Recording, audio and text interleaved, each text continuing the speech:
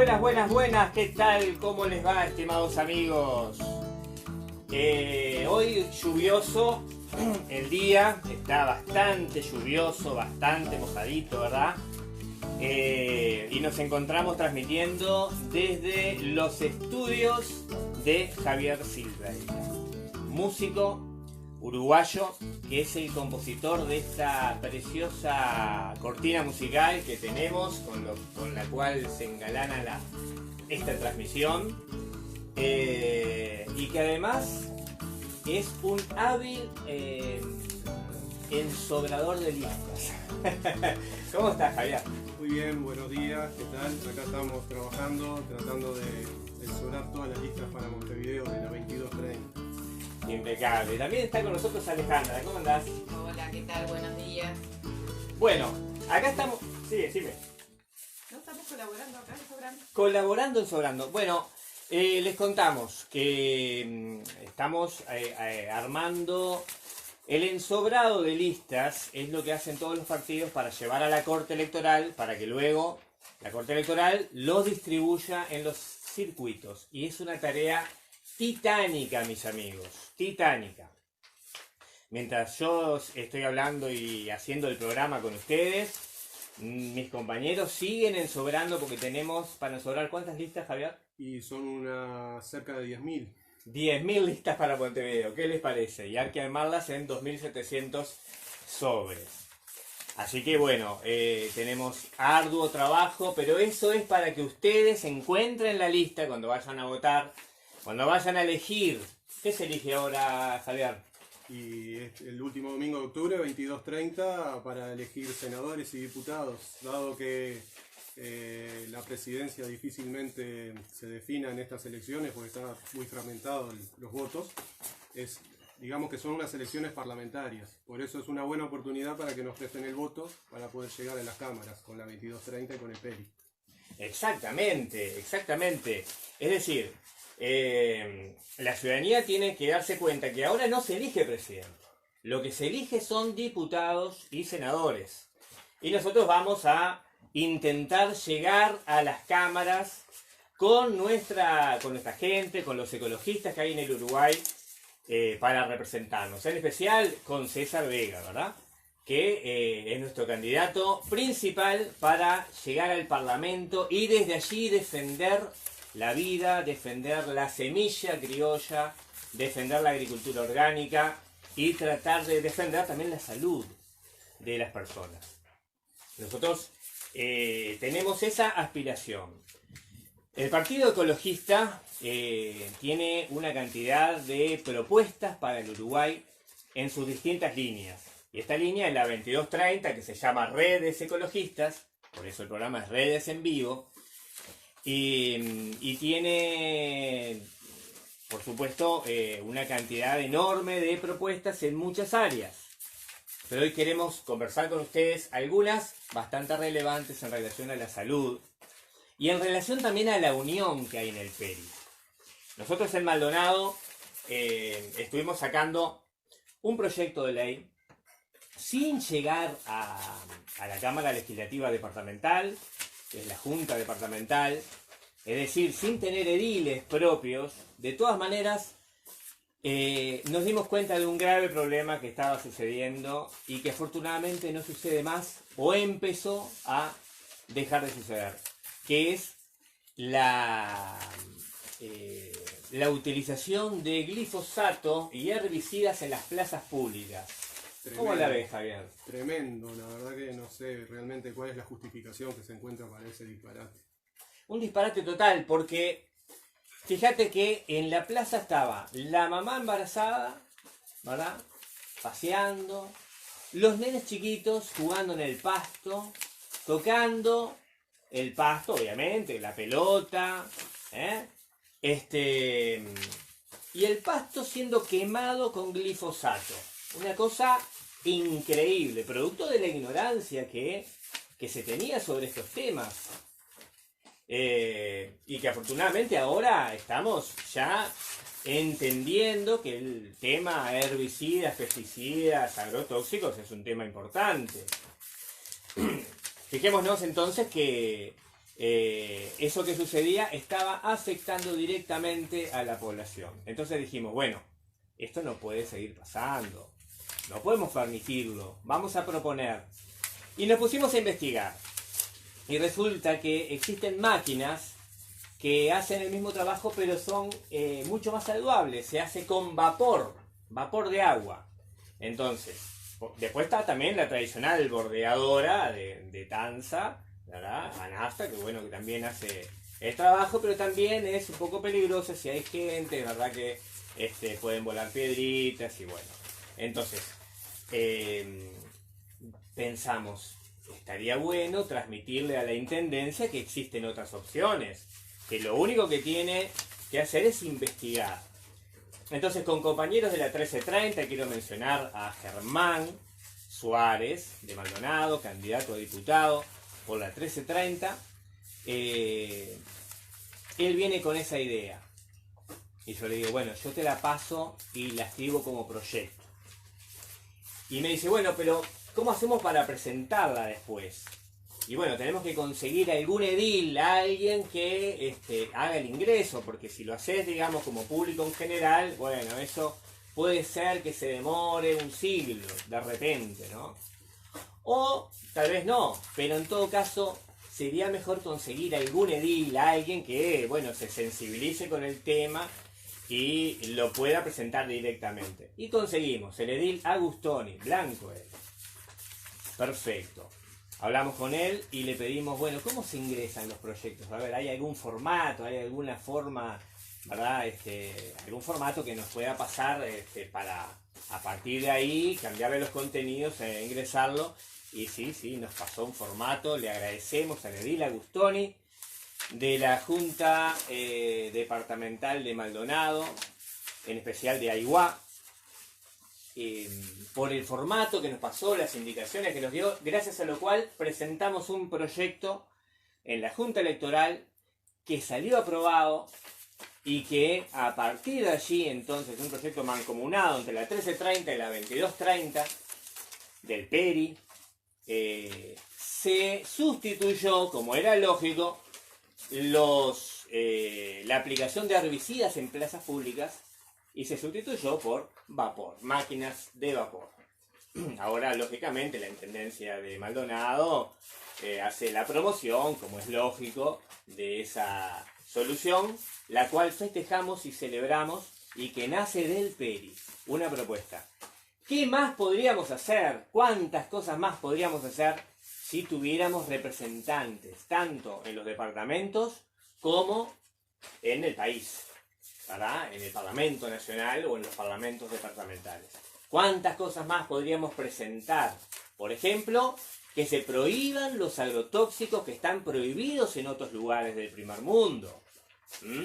Si nos llega la información de que en Italia se prohibió el fentión, bueno, pero prohibámoslo también acá, y no solo en Italia, en muchos otros países. Ustedes han oído en esta semana que nos han rechazado un cargamento de naranjas. Qué lindas las naranjas uruguayas, ¿verdad? Son ricas, muy jugosas. Tenemos un departamento especializado, varios, pero Salto es el departamento donde la naranja es el emblema. Sin embargo, nos rechazaron la exportación, son 23 toneladas de naranja en un contenedor que volvieron o vuelven para Uruguay. Porque en Italia descubrieron que tiene rastros del pesticida Fentión. ¿Qué es el pesticida Fentión? Lo pueden googlear. Pero les facilitamos un poquito la búsqueda. Es un pesticida que se usa para la mosca de la fruta. Bueno, y es altamente tóxico. Está prohibido en muchos lugares. Y en Uruguay se seguía usando y se sigue usando.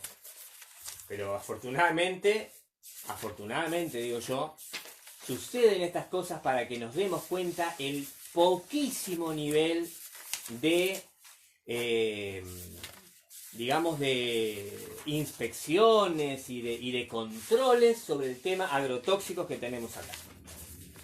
El fentión resulta ser que es un disruptor endocrino.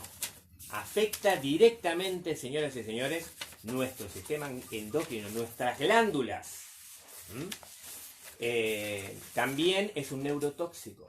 Afecta las neuronas. Afecta el habla. Afecta los nervios ópticos. Por supuesto, está digamos, categorizado, categoría 2, altamente peligroso. Es de altísima toxicidad para peces, es decir, que destruye los ecosistemas marinos. También afecta a las aves y afecta a los insectos, especialmente a la abeja. Después nos preguntamos por qué mueren tantas colmenas de abejas y los productores apícolas están desesperados. Se les termina todo lo que han emprendido en su vida, todo ese trabajo de años de ir haciendo la reina, de ir armando las colmenas, de ir ubicándolas en lugares donde puedan tener acceso a praderas o a árboles o a flores, etc. Se les termina de un día para el otro cuando algún productor a 2, 3, 4 kilómetros del lugar hace una fumigación con fentión. Es un órgano fosforado. También hay órganos clorados, también hay neonicotinoides, son distintas categorías de pesticidas y herbicidas que se usan ¿para qué? Para la comida, mis amigos.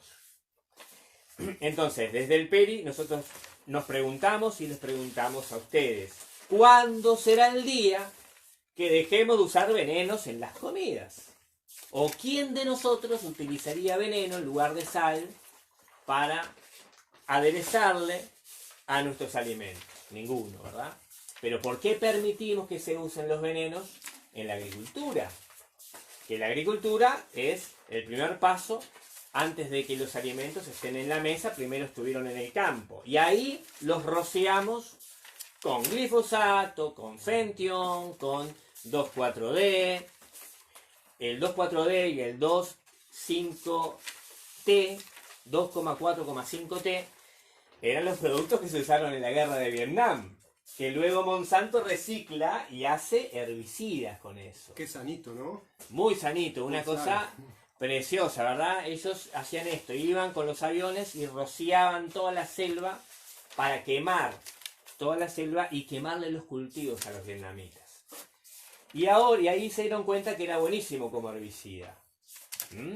Un veneno total. Bueno, eso lo usan en nuestros campos.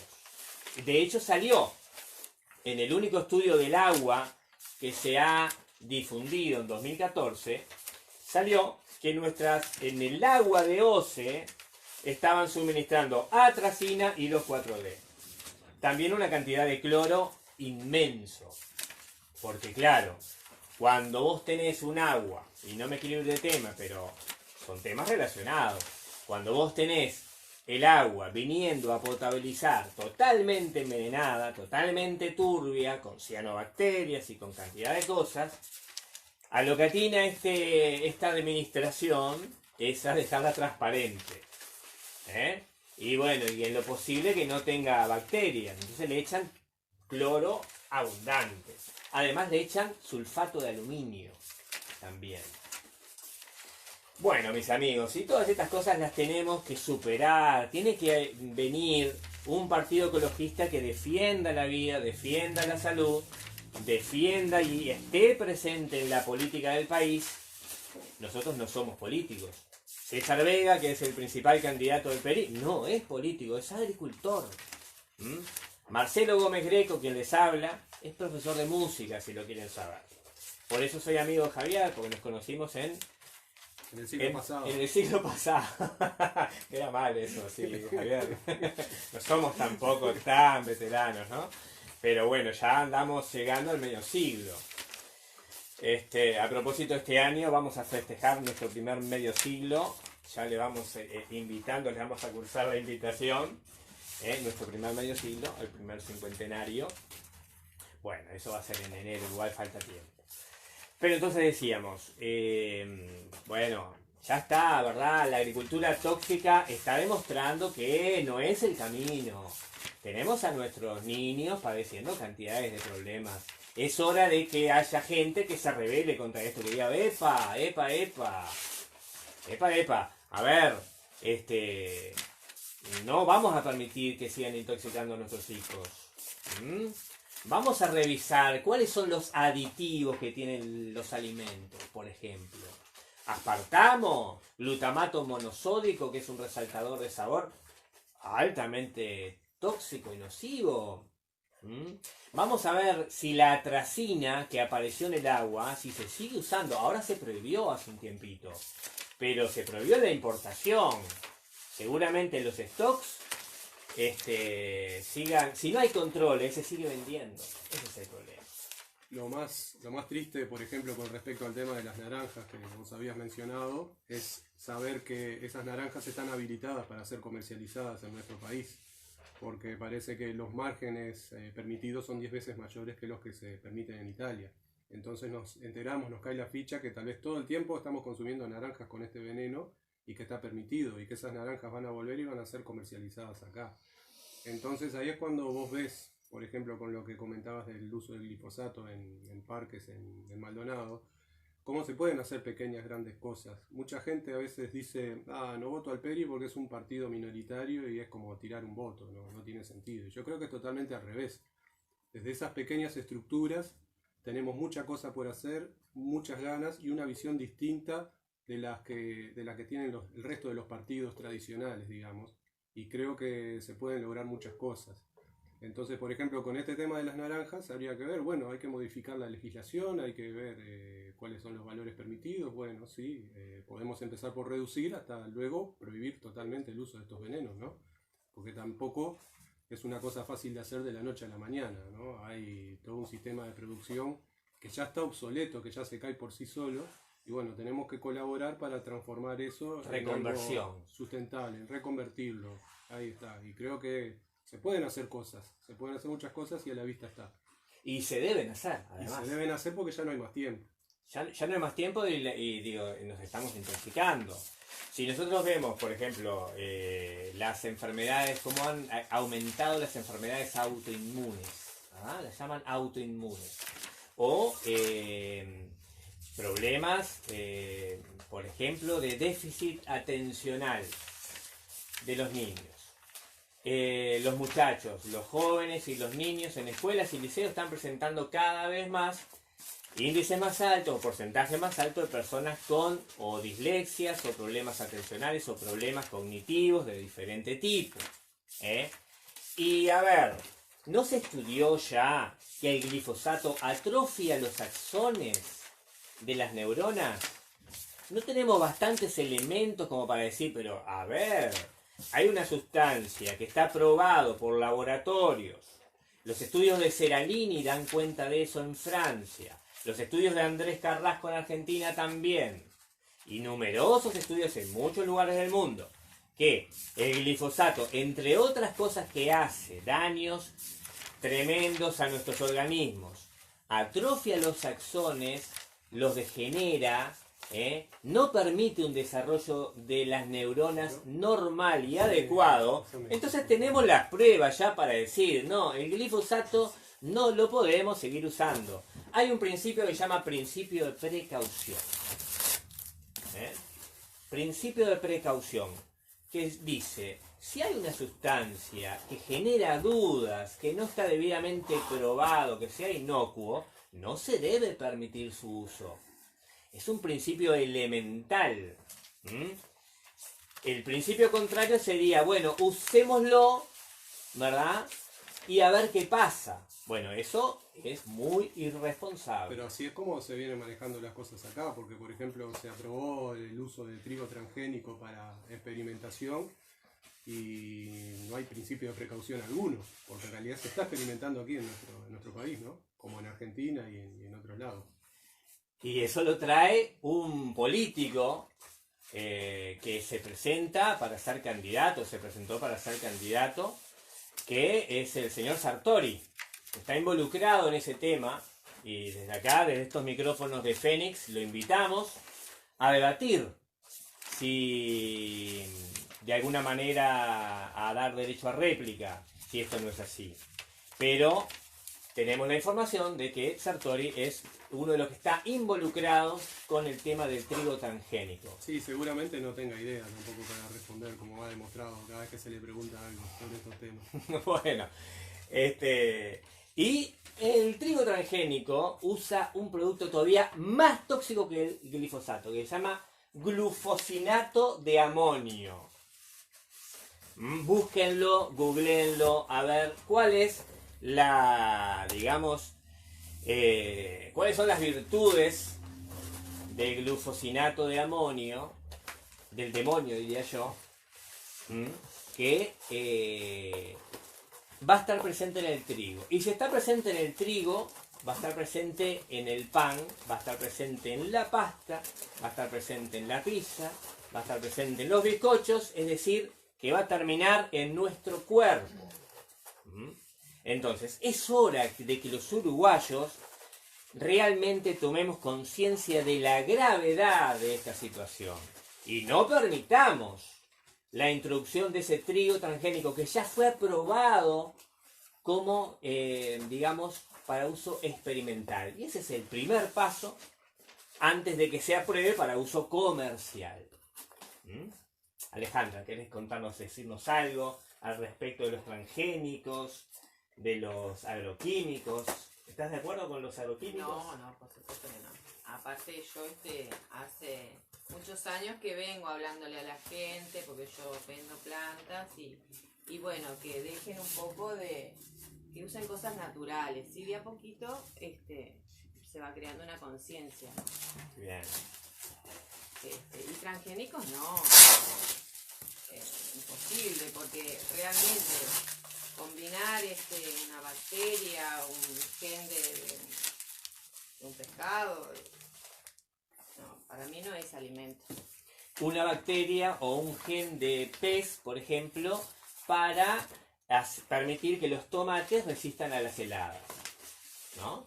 Entonces tenemos unos tomates todos perfectitos, ¿sí?, que resisten heladas, que se los llaman larga vida, los puedes dejar una semana o dos afuera de la heladera y no pasa nada, Cuando los comes no tiene gusto a tomate, es otra cosa, tiene forma de tomate, pero no es tomate, no es el tomate que hizo la naturaleza, es un tomate mezclado con genes de otro reino.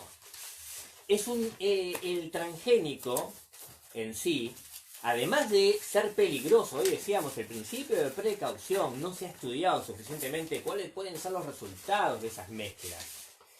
Pero además de eso, hay que considerar también la parte ética, la parte de los derechos del consumidor. Vos vas a comprar tomate y tenés que saber que estás comiendo tomate, y no algo que tiene forma de tomate, pero que es otra cosa, porque tiene otra genética. ¿Y qué pasa con esos genes que entran en nuestro organismo y que no son parte del producto natural? ¿Qué es lo que sucede? Bueno, lo que se ha estudiado es que el cuerpo no sabe qué hacer con ese material genético y no lo reconoce. Entonces, no sirve como alimento, lo primero. Y lo segundo, que el cuerpo, a lo que no reconoce, trata o de eliminarlo o de ponerlo en algún lugar donde no afecte.